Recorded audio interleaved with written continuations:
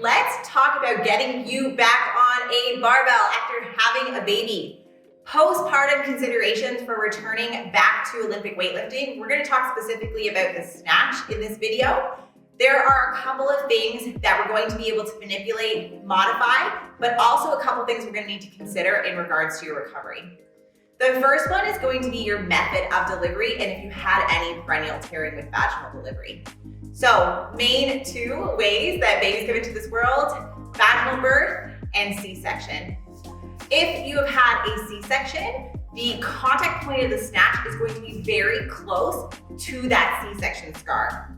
If that scar is still very sensitive and very tight, I'm going to encourage you to go to our C-section scar modifications and scar desensitization videos so that you can work on building those foundations so that you aren't in pain or having a hard time hitting triple extension on the snatch because of that discomfort or stiffness along the scar.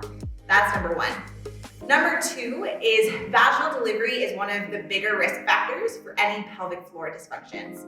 This does not mean that if you had a C-section that you are immune to things like incontinence or prolapse. It's just a higher risk. And if you've had a higher amount of tearing during your vaginal delivery, then again, our timelines are going to have to be modified a bit.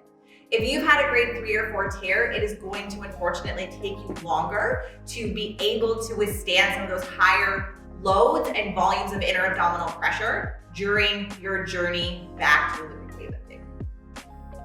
Okay, as we're getting started early postpartum, we are going to start with low impact, low range of motion, low load.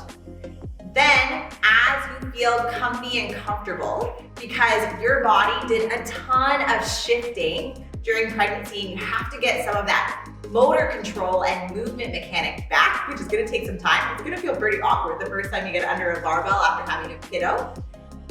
All that is gonna take time, and you're gonna lay that foundation.